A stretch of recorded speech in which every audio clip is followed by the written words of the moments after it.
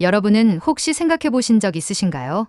왜 우리 민족은 정이라는 단어 하나로 이토록 깊은 감정을 표현할 수 있는지를요. 저는 대형 로펌의 변호사 이윤서입니다. 제 직업은 감정이 아닌 논리로 세상을 해석하는 일이죠. 적어도 그날 전까지는 그랬습니다. 우리가 다른 나라 사람들에게 한국인의 정을 설명하려 할 때 왜 그토록 말문이 막히는 걸까요? 그건 단순한 언어의 한계가 아닙니다. 세계 어디에도 우리의 정과 완벽히 일치하는 단어는 없으니까요. 외할머니의 유품 속에서 발견한 한 장의 편지. 그건 처음 보는 문자로 가득했습니다. 하지만 이상하게도 그 낯선 글자들 사이로 느껴지는 온기는 너무나 익숙했죠. 마치 외할머니가 내 손을 잡고 있는 것처럼 따뜻했습니다. 중국과 일본, 미국, 유럽 모두 우리와 문화적 교류가 있었던 나라들인데 왜 그들은 우리의 정을 온전히 이해하지 못할까요? 아마도 그건 단순한 교류가 아닌 피와 역사 속에 흐르는 무언가가 있기 때문일 겁니다. 제가 발견한 것은 충격적이었습니다. 동남아시아 깊은 산속, 우리와 수천 킬로미터 떨어진 곳에서 살아가는 라우족. 그들의 말끝에서, 식탁 위에서, 그리고 의식 속에서 우리 한국인의 모습이 그대로 비춰졌습니다. 이건 단순한 우연이 아니었죠. 만약 지구 반대편에서 우리의 정서를 고스란히 간직한 민족을 발견한다면 그건 어떤 의미일까요? 이건 그저 흥미로운 우연일까요? 아니면 지금부터 제가 들려드릴 이야기는 한 변호사가 라우족의 언어와 문화 속에서 발견한 놀라운 진실에 관한 것입니다. 이 여정은 저에게 그저 학문적 호기심이 아닌 우리 민족의 정체성과 자부심을 되찾는 과정이었습니다. 역사는 기록되지 않은 곳에서도 흐르고 있었습니다. 그리고 그 흐름의 끝에서 저는 우리 한국인의 혼이 얼마나 강인하게 이어져 왔는지를 목격했습니다. 여의도의 차가운 빌딩숲에서 변호사로 살아가던 제가 어떻게 라우족의 언어와 문화에서 우리 민족의 혼을 발견했는지 그 놀라운 여정으로 여러분을 초대합니다. 이제 제 이야기를 들어보시겠어요? 저는 여의도 14번 출구에서 나와 매일 같은 길을 걷습니다. 검은색 정장, 서류 가방, 그리고 끊임없이 울리는 전화벨. 남들이 보기엔 제 삶은 완벽한 성공의 모델이었을 겁니다. 대형 로펌의 변호사, 각종 외국계 기업들의 법률 자문. 하지만 제 마음은 차갑게 얼어붙어 있었죠. 한 달 전 외할머니가 돌아가셨습니다. 장례식에 참석할 시간도 내지 못했던 저는 단지 유품 정리를 위해 할머니의 집을 찾았습니다. 할머니의 방은 소박했습니다. 작은 나무 장식장, 낡은 서랍장, 그리고 오래된 사진들. 저는 기계적으로 물건들을 정리하고 있었습니다. 변호사로서의 일처럼 감정 없이 효율적으로. 이건 뭐지? 서랍 깊숙한 곳에서 발견한 낡은 목함. 그 안에는 갈색으로 변한 종이 한 장이 들어 있었습니다. 처음 보는 글자들로 가득한 편지였죠. 한국어도 영어도 중국어도 아닌 낯선 문자들. 저는 언어학을 전공한 친구 박소연에게 연락했습니다. 윤서야, 이거 동남아시아 쪽 문자 같은데 어디서 발견한 거야? 소연의 목소리에서 호기심이 느껴졌어요. 저는 외할머니의 유품에서 발견했다고 말했습니다. 그런데 정말 이상한 건 제가 그 글자들을 전혀 알지 못함에도 불구하고 그 편지에서 묘한 따뜻함이 느껴진다는 점이었습니다. 마치 외할머니가 제게 이야기하듯이 말이죠. 이건 말이 안 돼. 뭔가 착각하고 있는 거야. 제 머릿속은 혼란스러웠습니다. 논리적으로는 이해할 수 없는 감정이었으니까요. 그래서 저는 집으로 돌아와 그 편지를 제 책상 서랍에 넣어두었습니다. 하지만 밤새 잠을 이루지 못했어요. 제 머릿속에서는 그 낯선 글자들이 춤을 추고 있었습니다. 다음 날 아침 소연에게서 전화가 왔습니다. 윤서야, 혹시 그 편지 사진 좀 보내줄 수 있어? 내가 좀 더 자세히 살펴보고 싶어. 저는 얼른 편지를 꺼내 사진을 찍어 보냈습니다. 그리고 몇 시간 후 소연이 다시 연락해왔죠. 이거 라우족 문자일 가능성이 높아. 동남아시아, 특히 태국과 미얀마 국경 지역에 살고 있는 소수민족의 언어야. 근데 너의 할머니가 왜 이런 편지를 갖고 계셨을까? 라우족이라는 이름은 처음 들어보는 것이었습니다. 외할머니는 평생 농사를 지으셨고 해외여행은커녕 서울에도 몇 번 가보지 않으셨던 분이었어요. 왜 동남아시아 소수민족의 편지를 갖고 계셨을까요? 그날 저녁 저는 외할머니의 사진첩을 다시 펼쳐보았습니다. 흑백 사진들 속에서 젊은 시절의 할머니는 미소를 짓고 계셨어요. 그런데 한 장의 사진이 제 시선을 사로잡았습니다. 할머니 옆에 서 있는 낯선 옷차림의 여성. 사진 뒷면에는 희미한 글씨로 미얀마에서 만난 친구와 함께라고 적혀 있었습니다. 미얀마라니 외할머니가 미얀마에 가셨다고요?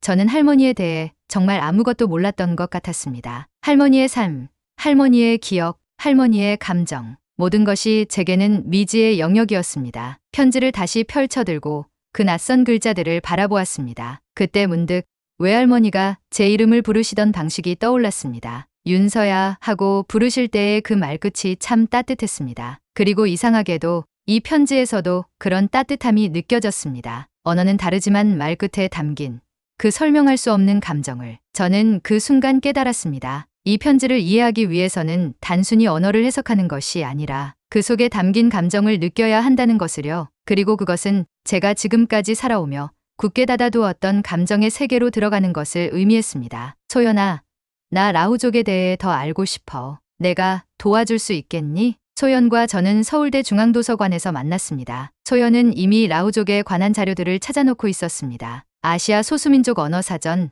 문화인류학 저널, 그리고 몇 장의 논문들이었습니다. 라우족은 주로 태국, 미얀마, 중국, 라오스 국경 지역의 산악지대에 살고 있어 대략 60만 명 정도 되는 소수민족이지. 그들은 주로 산에서 수렵과 농사를 짓고 살아가고 있어. 소연의 설명을 들으며 저는 자료들을 넘겨보았습니다. 라우족의 전통 의상, 가옥 구조, 그리고 의식들을 담은 사진들이 있었습니다. 그런데 문득 한 페이지에서 제 시선이 멈췄습니다. 라우족은 사람을 부를 때 이름 뒤에 특별한 억양을 넣는다. 이는 상대방에 대한 정신과 친밀감을 표현하는 방식이다.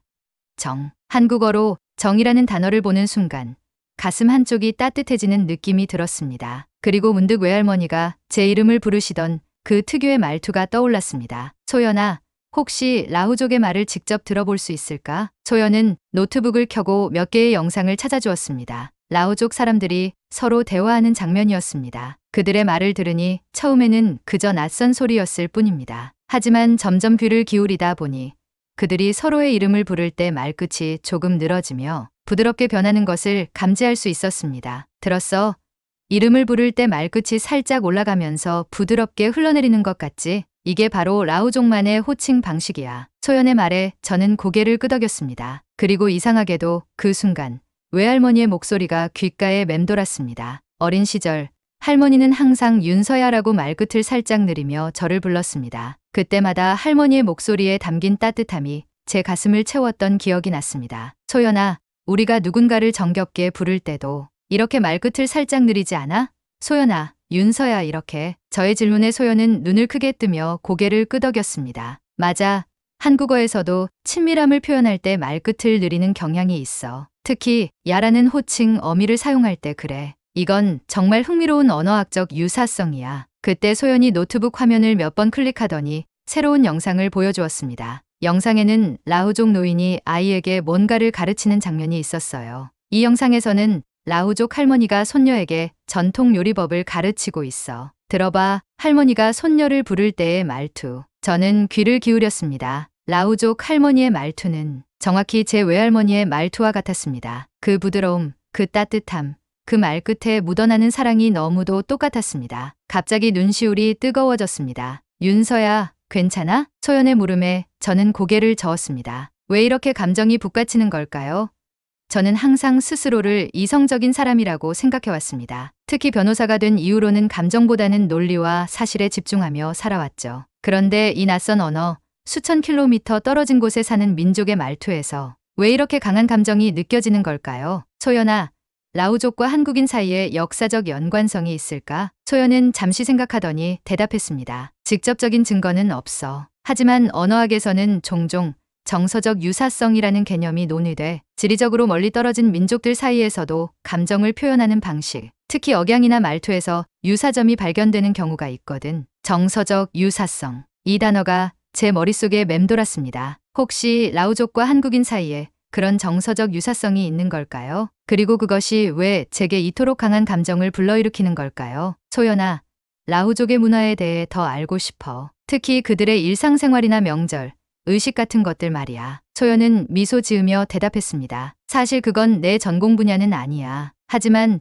내가 아는 문화인류학과 교수님이 동남아시아 소수민족에 관한 연구를 많이 하셨어. 내가 소개해 줄게. 그렇게 저는 라우족에 대한 더 깊은 탐구를 시작하게 되었습니다. 그리고 그 과정에서 외할머니의 편지가 담고 있는 비밀뿐만 아니라 제 자신의 마음속에 묻어두었던 감정까지 마주하게 될 줄은 몰랐습니다. 그날 밤 저는 집으로 돌아와 다시 한번 그 편지를 펼쳐보았습니다. 여전히 그 내용은 알 수 없었지만 이제는 그 글자들이 조금 더 친근하게 느껴졌습니다. 마치 오랜 친구의 목소리를 듣는 것 같았습니다. 그리고 그 순간 저는 제가 무언가 중요한 것을 찾아가고 있다는 확신이 들었습니다. 소연의 소개로 서울대학교 문화인류학과의 김현우 교수님을 만났습니다. 김 교수님은 동남아시아 소수민족 연구의 권위자였습니다. 라오족에 대한 현장 연구도 여러 차례 진행하셨다고 했습니다. 라오족은 정말 흥미로운 민족이에요. 특히 그들의 의식과 전통은 매우 독특한 특성을 가지고 있죠. 김 교수님의 연구실 벽면에는 다양한 민족들의 사진이 붙어 있었습니다. 그 중에서도 교수님은 라오족의 명절 의식을 담은 사진들을 가리키셨습니다. 이것은 라오족의 새해맞이 의식인 쿠수입니다. 매년 음력 12월에 3일에서 7일간 진행되죠. 사진 속에는 마을 사람들이 모여 큰 상 앞에서 절을 하는 모습이 담겨 있었습니다. 그 상 위에는 제 시선이 순간 굳어졌습니다. 그 상 위에 차려진 음식들이 너무나 낯이 익었기 때문입니다.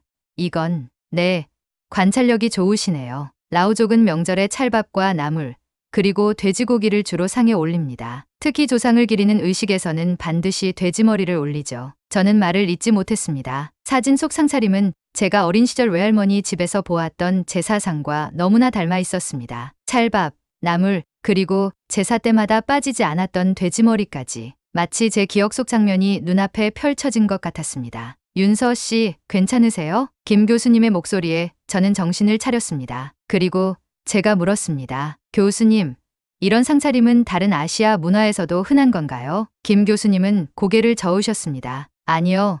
사실 이런 특정 구성의 상차림은 꽤 독특한 편입니다. 물론 쌀은 아시아 전역에서 주식이지만 이렇게 찰밥과 함께 나물과 돼지고기, 특히 돼지머리를 올리는 방식은 라오족과 그리고 한국의 전통적인 제사 상차림과 상당히 유사하죠. 교수님의 말씀이 제 귀에 울렸습니다. 한국과 라오족, 지리적으로는 멀리 떨어져 있지만 그들의 의식과 상차림이 이토록 닮아 있다니. 이건 단순한 우연일까요? 혹시 라오족의 다른 의식에 대한 영상도 있을까요? 김 교수님은 노트북을 열고 몇 개의 파일을 찾으셨습니다. 이건 제가 2019년에 현장 연구 중 촬영한 영상입니다. 라오족의 추수감사제인 라 쿠수의 장면이에요. 영상에서는 라오족 마을 사람들이 모여 큰 상 앞에서 의식을 진행하고 있었습니다. 그들은 상 앞에 무릎을 꿇고 두 손을 모아 절을 했습니다. 그리고 그 모습은 제 외할머니가 매년 추석마다 지내던 차례와 정확히 일치했습니다. 특히 절하는 방식이 눈에 띄었습니다. 한국의 전통적인 절처럼 라오족도 양손을 모아 이마에 댄 후 몸을 굽혀 절을 하고 있었습니다. 그리고 상 위에는 술과 밥을 올리고 향을 피우는 모습까지 있었습니다. 교수님, 이건 거의, 네, 한국의 전통 제사와 매우 유사합니다. 저도 처음 이 의식을 보았을 때 깜짝 놀랐어요. 물론 세부적인 차이는 있지만 기본적인 형식과 정신은 놀랍도록 닮아 있죠. 저는 영상을 멍하니 바라보았습니다. 그리고 그 순간 어린 시절의 기억이 물밀듯이 밀려왔습니다. 추석날 아침, 외할머니가 정성스럽게 차례상을 차리시던 모습. 할머니는 항상 새벽부터 일어나 찰밥을 지으시고 나물과 고기를 준비하셨습니다. 그리고 상이 다 차려지면 할머니는 저에게 말씀하셨죠. 윤서야, 이제 절하자. 할아버지께 인사드려야지. 그 말씀과 함께 외할머니는 양손을 모아 이마에 댄 후 부드럽게 몸을 굽혀 절을 하셨습니다. 마치 지금 영상 속 라오족 사람들이 하는 것과 똑같이 말입니다. 이런 유사성이 단순한 우연일까요? 제 질문에 김 교수님은 잠시 생각에 잠기셨습니다. 문화인류학에서는 이런 유사성을 문화적 계통이라고 부릅니다. 지리적으로 멀리 떨어져 있더라도 같은 역사적 기원을 가진 문화들은 종종 유사한 요소들을 보존하곤 하죠. 물론 직접적인 증거가 있는 것은 아니지만 라오족과 한국인 사이에 어떤 역사적 연결고리가 있을 수 있다는 말씀인가요? 김 교수님은 조심스럽게 대답하셨습니다. 가능성은 있습니다. 한국 민족은 북방 유래설이 강하지만 고대 남한 일부 집단이 동남아시아까지 이동했을 가능성을 배제할 수는 없죠. 특히 고구려 멸망 이후 많은 유민들이 남아있다는 기록이 있으니까요. 저는 잠시 말을 잊었습니다. 그동안 제가 느꼈던 그 묘한 연결감, 낯선 문자에서 느껴지던 그 친밀함, 그리고 지금 이 영상에서 보이는 놀라운 유사성, 이 모든 것이 단순한 우연이 아닐 수도 있다는 생각이 들었습니다. 교수님, 라오족의 역사나 기원에 대한 그들 자신의 이야기는 없나요? 그들이 어디서 왔다고 생각하는지 말이죠. 김 교수님은 고개를 끄덕이셨습니다. 라오족에게는 흥미로운 구전 전설이 있습니다. 그들은 자신들이 북쪽 눈 내리는 산에서 왔다고 말합니다. 구체적인 지명은 없지만 그들의 조상들이 북쪽에서 난화했다는 이야기를 대대로 전해 내려오고 있죠. 북쪽 눈 내리는 산. 그 말을 들은 순간 제 가슴이 두근거리기 시작했습니다. 김 교수님의 연구실을 나온 저는 머릿속이 복잡했습니다. 라오족이 자신들의 조상이 북쪽 눈 내리는 산에서 왔다고 말한다는 사실이 계속 맴돌았죠. 북쪽 눈 내리는 산이라면 만주나 한반도 북부를 의미할 수도 있지 않을까요? 역사적 기록을 찾아보기 위해 저는 국립중앙도서관으로 향했습니다. 역사학자의 도움이 필요했습니다. 다행히 한국고대사를 전공한 박진호 교수님과 연락이 닿았고 교수님은 흔쾌히 저를 만나주셨습니다. 고구려 멸망 이후의 유민 이동에 관심이 있으신 건가요? 박 교수님은 제 질문을 듣자마자 여러 권의 책을 꺼내 보여주셨습니다. 삼국사기, 구당서, 신당서 등 고대 기록들이었습니다. 고구려가 멸망한 후 많은 유민들이 다양한 방향으로 이동했다는 기록이 있습니다. 대부분은 당나라나 신라로 편입되었지만 일부는 남하하여 베트남 북부까지 이르렀다는 기록도 있죠. 저는 교수님이 가리키는 기록들을 유심히 살펴보았습니다. 구당서에는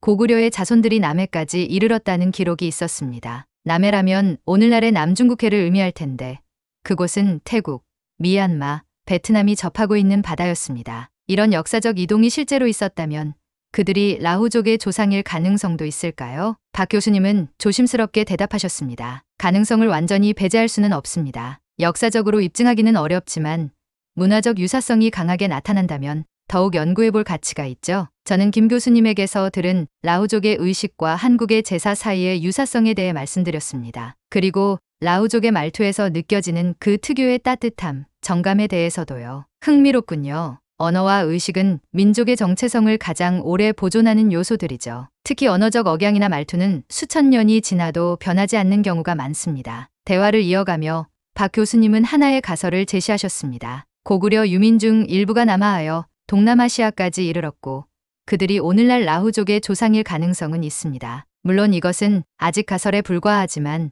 언어학적, 문화적 증거들이 축적된다면 충분히 뒷받침될 수 있습니다. 이 말을 들은 순간 제 머릿속에서 무언가가 맞물리는 기분이 들었습니다. 외할머니의 편지, 라후족의 말투, 그리고 그들의 의식에서 느껴지던 그 친밀감. 이 모든 것이 단순한 우연이 아닐 수도 있다는 생각이 들었습니다. 교수님, 혹시 라후족 언어와 고대 한국어 사이의 비교 연구가 이루어진 적이 있나요? 박 교수님은 고개를 저으셨습니다. 아쉽게도 그런 연구는 거의 없습니다. 라후족 언어는 티베트 버마어족에 속한다고 알려져 있고 한국어는 알타이어족 또는 독립어족으로 분류되니까요. 언어학적으로는 관련성을 찾기 어렵습니다. 하지만 저는 여기서 포기할 수 없었습니다. 언어의 구조보다 더 중요한 것은 그 언어가 담고 있는 감정, 정서라는 생각이 들었습니다. 교수님, 언어의 형태보다 그 언어에 담긴 정서가 더 중요하지 않을까요? 저는 라후족의 말투에서 외할머니의 말투가 느껴졌습니다. 그것은 단어나 문법이 아니라 감정의 표현 방식이었습니다. 박 교수님은 잠시 생각에 잠기셨다가 고개를 끄덕이셨습니다. 흥미로운 관점입니다. 전통적인 언어학에서는 덜 주목받지만 언어의 음악성이나 정서적 표현 방식은 민족의 문화적 DNA를 담고 있다고 볼 수 있죠. 특히 말끝에 감정을 실어 표현하는 방식은 한국어의 큰 특징이기도 합니다. 저는 그날 도서관에서 늦게까지 고구려의 역사와 동남아시아 민족 이동에 관한 자료들을 찾아보았습니다. 확실한 증거는 찾기 어려웠지만 가능성의 실마리들이 보이기 시작했습니다. 그리고 다음 날 소연에게서 한 통의 전화가 왔습니다. 윤서야, 이것 좀 봐. 라후족 노인의 인터뷰 영상을 찾았어. 그들의 전설에 대해 이야기하는 내용인데 정말 놀라운 이야기가 나와. 저는 소연이 보내준 영상을 열었습니다. 영상에는 백발의 라후족 노인이 마을의 이야기꾼으로 소개되고 있었습니다. 그는 라후어로 말하고 있었고 영상에는 영어 자막이 있었습니다. 우리 조상들은 북쪽에서 왔다. 눈 내리는 큰 산이 있는 곳에서, 그곳에서 우리는 큰 나라를 이루고 살았지만 전쟁으로 모든 것을 잃었다. 그래서 우리 조상들은 남쪽으로 내려왔다. 산을 넘고 강을 건너 이곳까지 온 것이다. 그것이 우리 라후족의 시작이다. 노인의 말을 들으며 저는 전율을 느꼈습니다. 그의 이야기는 고구려 멸망 후 유민들의 남하와 너무나 닮아 있었습니다. 단순한 우연일까요? 아니면 수천 년을 거쳐 전해 내려온 진실의 조각일까요? 그리고 영상은 계속되었습니다. 노인은 라후족의 전통적인 의식에 대해 설명하고 있었습니다. 우리가 조상을 기릴 때는 항상 이렇게 한다. 정성스럽게 상을 차리고 절을 올리며 조상의 영혼이 함께 하기를 기원한다. 이것은 우리가 북쪽에서부터 지켜온 전통이다. 그 모습은 제가 어린 시절 외할머니와 함께했던 제사의 모습과 정확히 일치했습니다. 상을 차리는 방식, 절을 올리는 형태, 심지어 상 위에 놓인 음식들까지. 이건 결코 우연이 아니었습니다. 저는 이 영상을 박 교수님께 보내드렸습니다. 그리고 교수님의 답변은 더욱 흥미로웠습니다. 이 노인의 이야기는 고구려 유민의 남하 기록과 매우 유사합니다. 특히 눈 내리는 큰 산이 있는 곳이라는 표현은 백두산을 연상시키고 전쟁으로 모든 것을 잃었다는 부분은 고구려의 멸망을 떠올리게 합니다. 이건 정말 흥미로운 발견입니다. 저는 점점 더 확신이 들었습니다. 라오족과 한국인 사이에는 분명 어떤 연결고리가 있다는 것을요. 그리고 그 연결고리는 단순한 역사적 사실이 아니라 깊은 정서적 유대로 이어져 있었습니다. 그날 밤 저는 다시 외할머니의 편지를 들여다보았습니다. 그 낯선 글자들이 이제는 조금 더 친근하게 느껴졌습니다. 마치 오랫동안 잊고 있었던 가족의 목소리를 다시 듣는 것 같은 느낌이었습니다. 외할머니, 혹시 할머니도 알고 계셨나요? 우리의 뿌리가 이토록 멀리 이어져 있다는 것을. 김 교수님의 도움으로 저는 태국과 미얀마 국경 지역의 라후족 마을을 방문할 기회를 얻었습니다. 교수님은 다음 달에 현지 연구를 위해 방문할 예정이었고 저를 동행하도록 초대해 주셨습니다. 로펌에서는 2주간의 휴가를 내기가 쉽지 않았지만 이 기회를 놓칠 수 없었습니다. 비행기에서 내려 차로 몇 시간을 더 달린 끝에 우리는 마침내 라후족 마을에 도착했습니다. 마을은 산중턱에 자리 잡고 있었고 주변은 푸른 숲으로 둘러싸여 있었습니다. 라오족 주민들은 우리를 반갑게 맞아주었습니다. 우리 마을에 온 것을 환영합니다. 마을 이장이 전통 의상을 입고 우리를 맞이했습니다. 그의 미소는 따뜻했고 말투에는 그 특유의 부드러움이 묻어 있었습니다. 저는 이상하게도 편안함을 느꼈습니다. 마치 오랜만에 고향을 방문한 듯한 느낌이었죠. 김 교수님은 이장에게 우리의 방문 목적을 설명했습니다. 라오족의 문화와 전통에 대해 연구하기 위함이라고요. 이장은 흔쾌히 도움을 주겠다고 말했습니다. 마침 내일이 우리의 중요한 의식인 나쿠츠입니다. 함께 하시겠어요? 나쿠츠는 라후족의 조상을 기리는 의식이라고 했습니다. 저는 설렘과 긴장감으로 밤을 설쳤습니다. 다음 날 아침 마을 중앙 광장에는 이미 많은 사람들이 모여 있었습니다. 남자들은 검은색 상의와 바지를, 여자들은 화려한 색상의 전통 의상을 입고 있었습니다. 광장 한가운데에는 큰 상이 차려져 있었습니다. 그 위에는 찰밥, 여러 가지 나물, 그리고 돼지고기가 정성스럽게 놓여 있었습니다. 특히 눈에 띄는 것은 상 정중앙에 놓인 돼지머리였습니다. 그 모습은 너무나 익숙했습니다. 마치 제가 어린 시절 외할머니 집에서 보았던 제사상과 똑같았습니다. 의식이 시작되었습니다. 마을의 장로가 나와 향을 피우고 술을 따라 상 위에 올렸습니다. 그리고 모든 마을 사람들이 무릎을 꿇고 절을 올리기 시작했습니다. 양손을 모아 이마에 댄 후 몸을 굽혀 땅에 닿을 듯 절하는 모습. 그 순간 저는 숨이 멎는 것 같았습니다. 그 광경은 마치 제 기억 속에 있는 장면과 정확히 일치했습니다. 어린 시절, 추석이면 외할머니와 함께 차례를 지내던 그 모습. 할머니가 정성스럽게 상을 차리시고 제게 이렇게 절하는 거야 라고 가르쳐 주시던 그 순간. 그리고 할머니와 함께 조상님께 절을 올리던 그 순간. 갑자기 눈물이 왈칵 쏟아졌습니다. 슬픔도 기쁨도 아닌 이상한 감정이 가슴을 가득 채웠습니다. 마치 오랫동안 잃어버렸던 무언가를 다시 찾은 듯한 느낌이었습니다. 윤서 씨, 괜찮으세요? 김 교수님이 걱정스럽게 물었지만 저는 말을 이을 수 없었습니다. 그저 눈물만 계속 흘렀습니다. 라오족 사람들도 저를 이상하게 쳐다보았지만 곧 이해하는 눈빛으로 바라보았습니다. 마치 그들도 제 감정을 느낄 수 있다는 듯이 말입니다. 의식이 끝난 후 마을 이장이 제게 다가왔습니다. 감동하셨나요?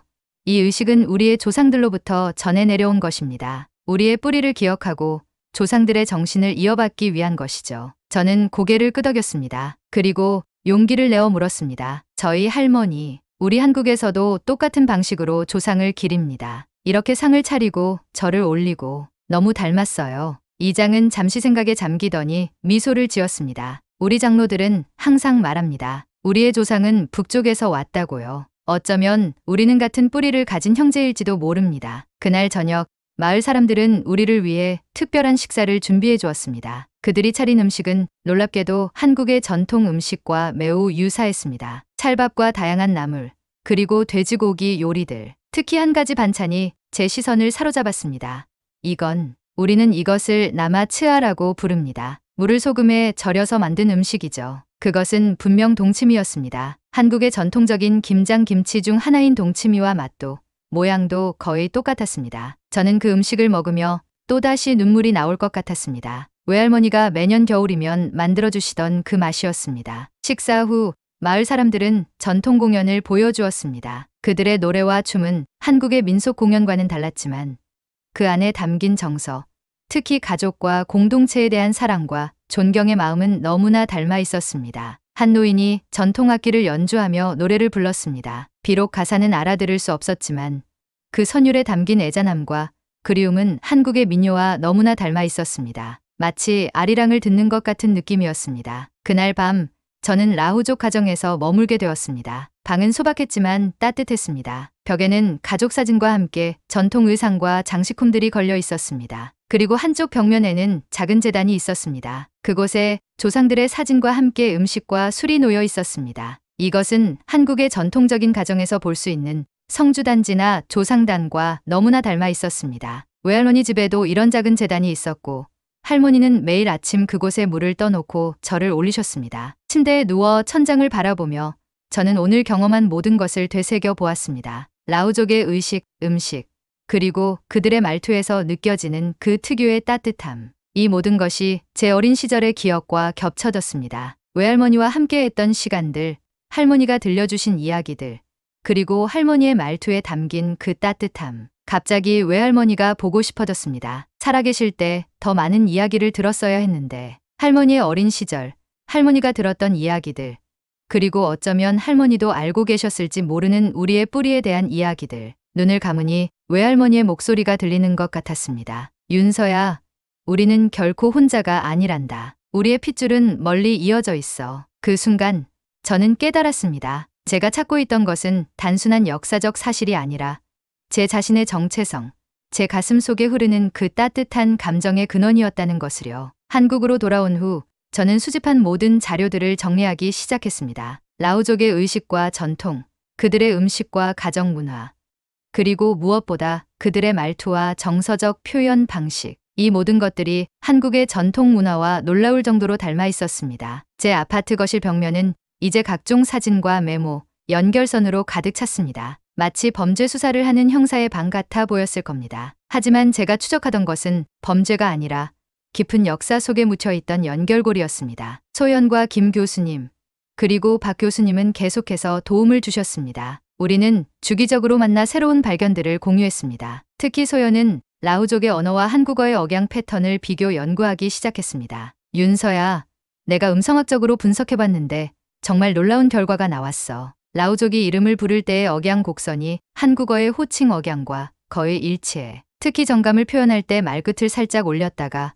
부드럽게 내리는 패턴은 정말 똑같아. 소연의 분석 결과는 더욱 흥미로웠습니다. 라후족 언어의 감정 표현 방식, 특히 친밀감이나 사랑을 표현할 때의 말투가 한국어와 놀라울 정도로 유사했습니다. 단어나 문법은 완전히 달랐지만 그 안에 담긴 정서적 표현 방식은 마치 쌍둥이처럼 닮아 있었습니다. 이건 단순한 우연이 아니야. 언어의 정서적 DNA라고 할 수 있는 억양 패턴이 이렇게 일치한다는 건 분명 같은 뿌리에서 나왔다는 증거야. 김 교수님도 라후족의 의식과 한국의 전통 의식을 더 깊이 비교 연구하셨습니다. 특히 제사나 차례와 같은 조상숭배 의식에서 나타나는 유사성은 너무나 명백했습니다. 이런 의식의 형태는 중국이나 일본, 베트남의 조상숭배 의식과도 다릅니다. 특히 상을 차리는 방식, 절하는 형태, 그리고 의식의 진행 순서까지 한국과 라후족 사이에서만 발견되는 독특한 유사성이 있어요. 박 교수님은 역사적 기록들을 더 깊이 파고 들어가셨습니다. 특히 고구려 멸망 이후의 유민 이동 경로에 대한 새로운 자료들을 발굴해내셨습니다. 삼국사기와 구당서의 기록을 종합해보면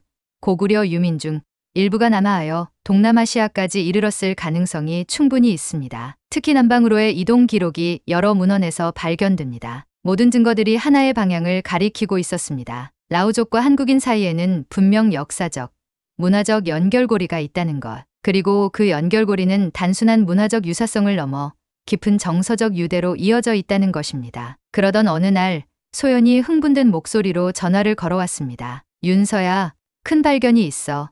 내가 라후족 언어를 더 깊이 연구하다가 그들이 정이라는 개념을 표현하는 단어를 발견했어. 그들은 이것을 나마치라고 불러. 이 단어는 가족이나 친구 사이의 깊은 정서적 유대를 의미하는데 그 개념이 한국의 정과 놀라울 정도로 일치해. 이 발견은 저에게 큰 충격이었습니다. 정은 한국 문화의 핵심이자 한국인의 정서적 DNA라고 할 수 있는 개념이었습니다. 그것이 라오족 문화 속에서도 동일한 의미로 존재한다는 사실은 우리의 연결고리가 얼마나 깊은지를 보여주었습니다. 며칠 후 저는 외할머니의 편지를 들고 소연의 연구실을 찾았습니다. 소연은 이제 라오어를 어느 정도 이해할 수 있게 되었다고 했습니다. 그래서 외할머니의 편지를 번역해 줄 수 있다고 했죠. 읽어볼게. 소연은 편지를 천천히 읽어내려갔습니다. 그리고 천천히 번역해 주었습니다. 사랑하는 친구에게 우리가 만난 그날을 기억하나요?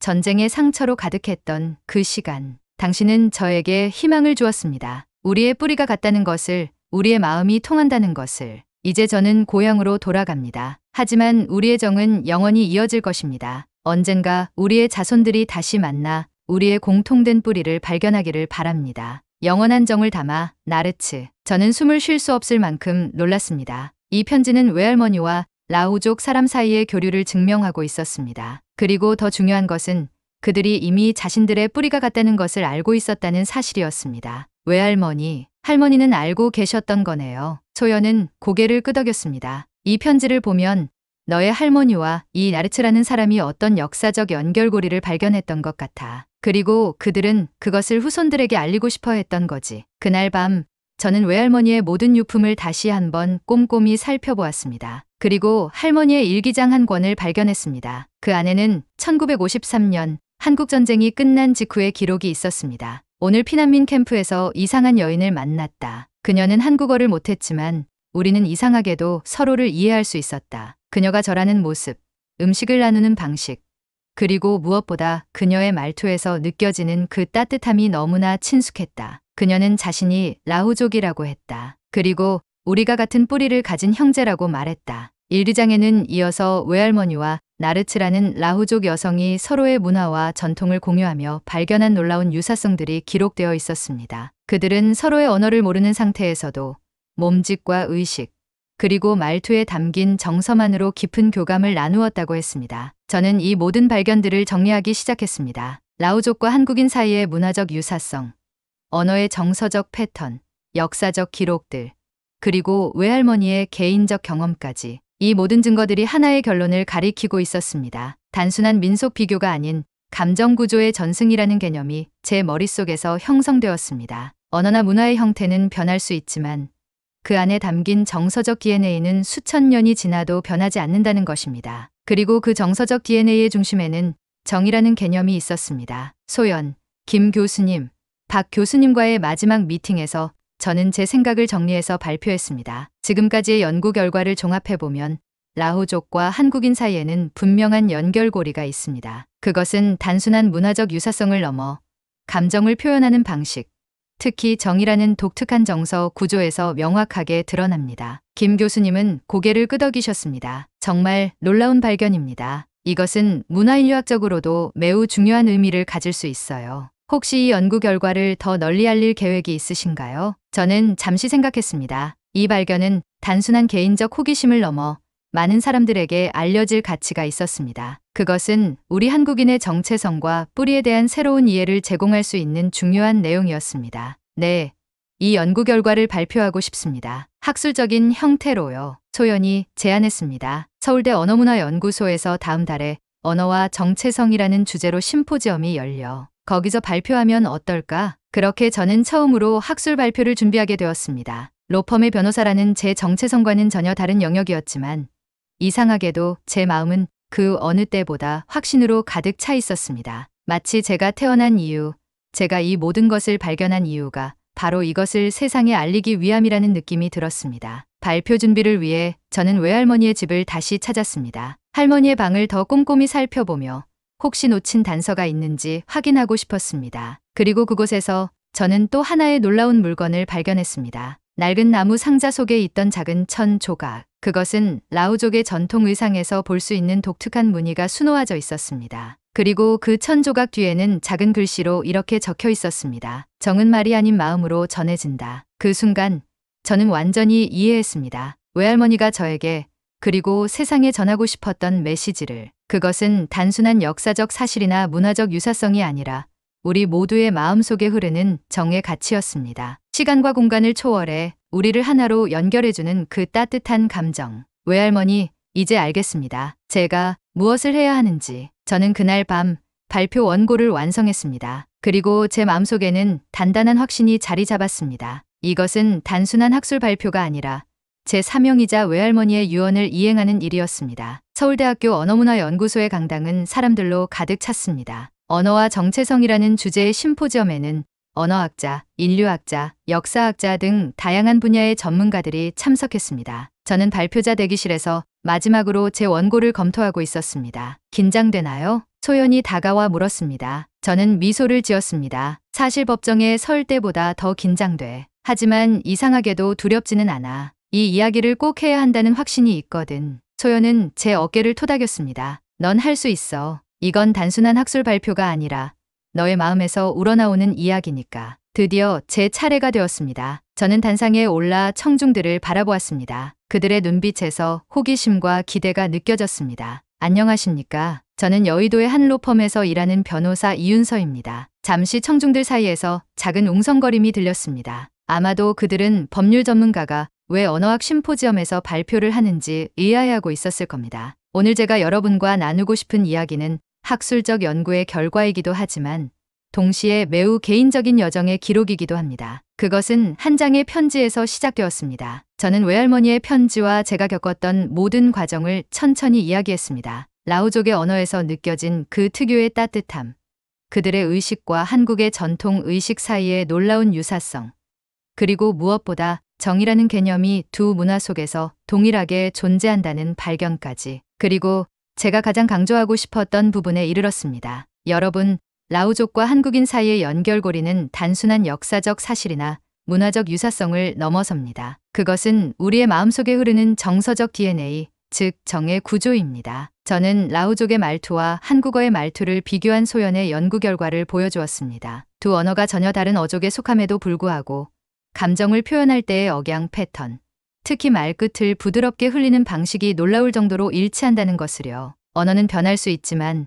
그 언어에 담긴 정서는 수천 년이 지나도 변하지 않습니다. 라오족과 한국인은 외형적으로는 다른 언어를 사용하지만 그 말 속에 담긴 정의 표현 방식은 동일합니다. 이것은 우리가 같은 정서적 뿌리를 공유하고 있다는 강력한 증거입니다. 이어서 저는 라오족의 의식과 한국의 전통 의식 사이의 유사성을 보여주는 영상을 상영했습니다. 특히 제사나 차례와 같은 조상숭배 의식에서 나타나는 놀라운 일치점들이 청중들의 눈길을 사로잡았습니다. 이런 의식의 형태는 중국, 일본, 베트남 등 주변 국가들과도 다른 한국과 라오족 사이에서만 발견되는 독특한 특성입니다. 그리고 이것은 우리가 공유하는 또 다른 정서적 DNA, 즉 조상에 대한 공경과 가족의 연속성에 대한 믿음을 보여줍니다. 그리고 마지막으로 저는 외할머니의 일기장과 라오족 여성 나르츠와의 교류에 대한 기록을 공개했습니다. 그들이 서로의 언어를 모르는 상태에서도 몸짓과 의식, 그리고 말투에 담긴 정서만으로 깊은 교감을 나누었다는 이야기에 청중들은 깊은 감동을 받는 듯 보였습니다. 저는 변호사로서 항상 논리와 사실에 집중해왔습니다. 감정보다는 이성을,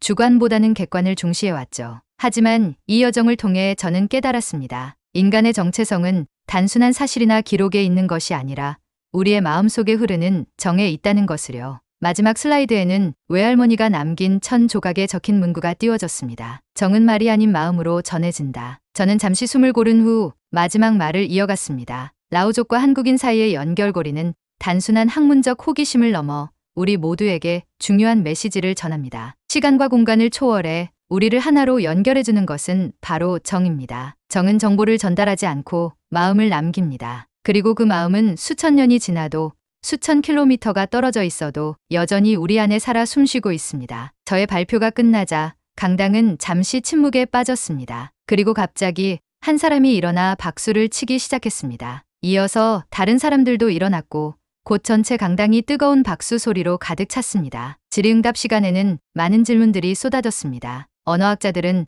라오족 언어와 한국어의 정서적 패턴에 관심을 보였고 인류학자들은 의식의 유사성에 주목했습니다. 역사학자들은 고구려 유민의 남하 경로에 대한 더 많은 연구가 필요하다고 제안했습니다. 그런데 가장 인상적인 질문은 한 노인으로부터 왔습니다. 그는 마지막에 손을 들고 이렇게 물었습니다. 저는 국어 교육을 50년간 해온 은퇴 교사입니다. 항상 우리 언어에 담긴 정서의 중요성을 강조해왔지만 이렇게 구체적인 연구는 처음 접합니다. 혹시 이 연구를 더 깊이 진행할 계획이 있으신지요? 저는 잠시 생각했습니다. 그리고 확신을 가지고 대답했습니다. 네, 있습니다. 이 연구는 이제 막 시작되었다고 생각합니다. 앞으로 더 많은 증거를 수집하고 더 깊은 분석을 통해 우리의 정서적 뿌리를 탐구해 나갈 계획입니다. 그리고 궁극적으로는 이 연구를 통해 우리 모두가 정의 가치를 재발견하고 그것을 우리의 현대적 삶 속에서도 이어나갈 수 있기를 바랍니다. 심포지엄이 끝난 후 많은 사람들이 저에게 다가와 대화를 나누었습니다. 그들의 눈빛에서 저는 감동과 공감을 읽을 수 있었습니다. 마치 그들도 저와 같은 여정을 함께 경험한 것처럼 말입니다. 소연이 저에게 다가와 꽉 안아주었습니다. 정말 대단했어, 윤서야. 내 말 한마디 한마디가 가슴에 와닿았어.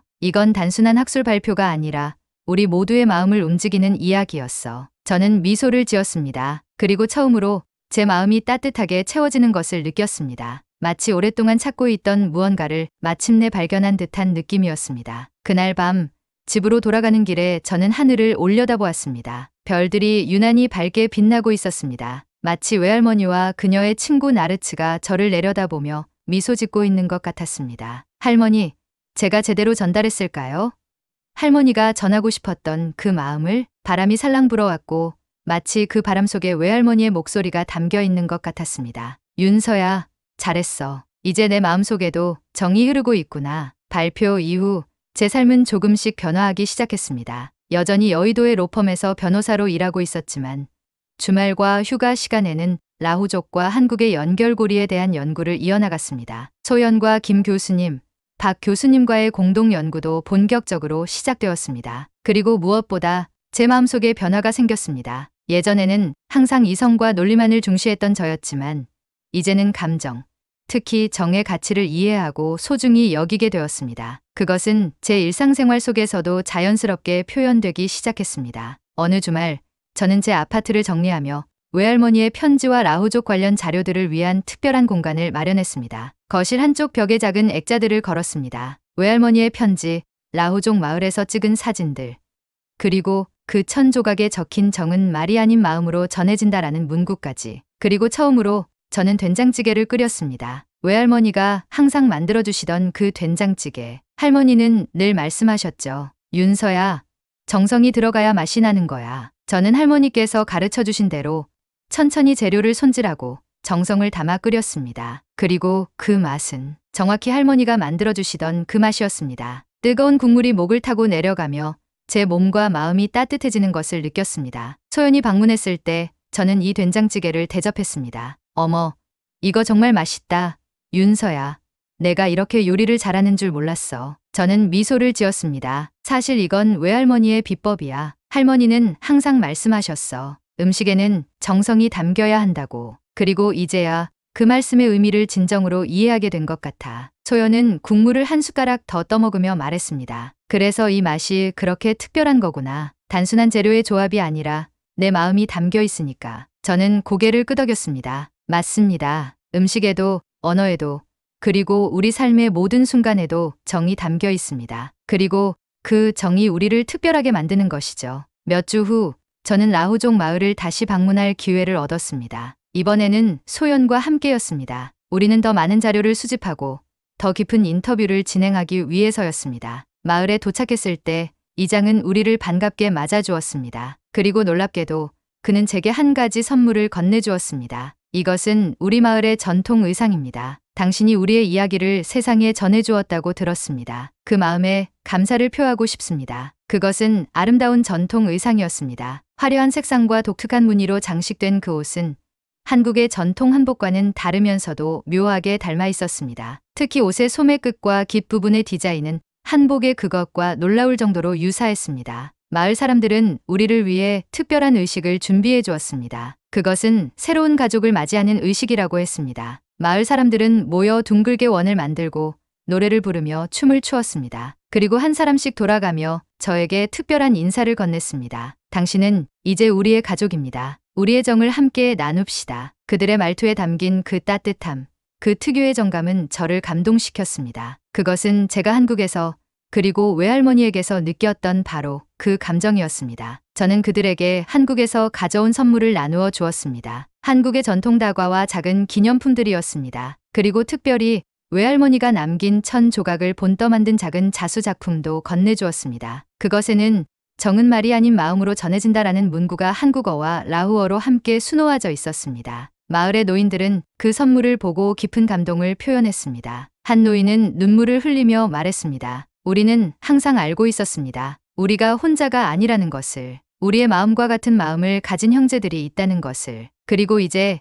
당신을 통해 우리는 그 형제를 찾았습니다. 그날 밤 마을의 불빛 아래에서 저는 소연과 함께 라후족의 노래를 배웠습니다. 그들의 전통 노래는 한국의 민요와는 다른 선율을 가지고 있었지만 그 안에 담긴 감정, 특히 가족과 공동체에 대한 사랑과 그리움은 너무나 닮아 있었습니다. 그리고 저는 그들에게 한국의 아리랑을 가르쳐 주었습니다. 처음에는 낯선 멜로디와 가사의 어려움을 겪는 듯 했지만 놀랍게도 그들은 곧 그 노래의 정서를 이해하고 자신들만의 방식으로 표현하기 시작했습니다. 특히 아리랑의 마지막 부분, 말끝을 길게 느리며 부르는 그 부분에서 그들은 마치 자신들의 전통 노래를 부르는 것처럼 자연스럽게 소리를 냈습니다. 한국으로 돌아온 후 저는 라후족과의 연결고리에 대한 책을 쓰기 시작했습니다. 그것은 단순한 학술서가 아니라 외할머니와 나르츠의 우정, 그리고 제가 겪었던 모든 여정을 담은 이야기였습니다. 그리고 무엇보다 그것은 정이라는 감정의 가치와 힘에 대한 이야기였습니다. 책을 쓰는 과정에서 저는 종종 외할머니의 집을 방문했습니다. 그곳에서 할머니의 흔적을 더 많이 찾고 싶었습니다. 그리고 어느 날 저는 할머니의 옷장 깊숙한 곳에서 작은 상자를 발견했습니다. 그 안에는 여러 장의 편지와 사진들이 있었습니다. 그것은 외할머니와 나르츠가 주고받은 편지들이었습니다. 비록 서로의 언어를 완벽히 이해하지 못했지만 그들은 지속적으로 연락을 주고받았던 것 같았습니다. 편지에는 간단한 그림과 함께 서로가 조금씩 배운 상대방의 언어로 짧은 메시지가 적혀 있었습니다. 친구야, 오늘도 건강하니? 우리의 정은 계속 이어지고 있어. 이 편지들을 통해 저는 외할머니와 나르츠의 우정이 얼마나 깊고 특별했는지를 더욱 분명히 알 수 있었습니다. 그들은 단순한 친구가 아니라 서로의 문화와 전통을 이어주는 달이었던 것입니다. 책이 출판된 후 저는 많은 강연 요청을 받았습니다. 대학, 문화센터, 심지어 TV 프로그램에서도 저의 이야기를 듣고 싶어 했습니다. 저는 그 모든 기회를 통해 라후족과 한국의 연결고리, 그리고 정의 가치에 대해 이야기했습니다. 그리고 어느 날 저는 딸아이의 학교 숙제를 도와주다가 놀라운 발견을 했습니다. 딸은 우리 가족의 언어라는 주제로 과제를 하고 있었습니다. 엄마, 할머니가 쓰시던 특별한 말이 있어요? 저는 잠시 생각에 잠겼습니다. 그리고 미소를 지으며 대답했습니다. 응, 있단다. 할머니는 항상 이름을 부를 때 특별한 말투를 쓰셨어. 윤서야라고 말끝을 살짝 느리면서 부드럽게 불러주셨지. 그 말투 속에는 할머니의 모든 사랑과 따뜻함이 담겨 있었단다. 딸은 호기심 어린 눈으로 저를 바라보았습니다. 그럼 저도 그렇게 불러볼래요.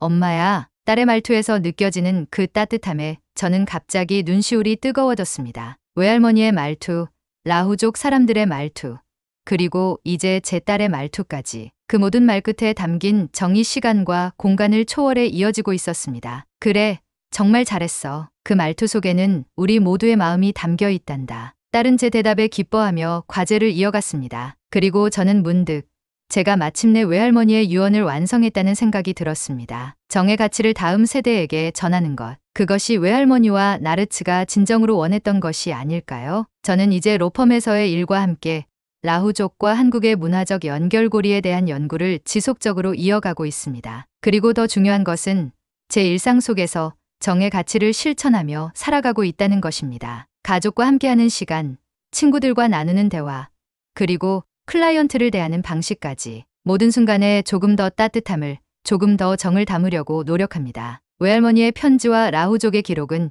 이제 제 거실 벽면에 액자로 걸려 있습니다. 그것은 단순한 장식이 아니라 제게 매일 정의 중요성을 상기시켜주는 소중한 기억입니다. 그리고 가끔 저는 창밖을 바라보며 생각합니다. 지금 이 순간에도 태국과 미얀마 국경의 어느 산속 마을에서 누군가는 우리와 같은 마음으로 살아가고 있다는 것을, 그들의 말투에, 그들의 의식에, 그들의 일상에 담긴 그 따뜻한 정이 우리와 함께 흐르고 있다는 것을. 언어는 변할 수 있고 문화의 형태도 변할 수 있습니다. 하지만 그 안에 담긴 정은 영원히 남습니다. 그것은 말이 아닌 마음으로 전해지기 때문입니다. 그리고 그 마음은 말보다 훨씬 더 오래, 훨씬 더 깊게 기억됩니다. 외할머니가 남긴 마지막 메시지처럼 말입니다. 정은 말이 아닌 마음으로 전해진다. 그리고 그 마음은 우리 모두의 가슴 속에 영원히 살아 숨쉬고 있습니다. 이 이야기를 끝까지 들어주셔서 감사합니다.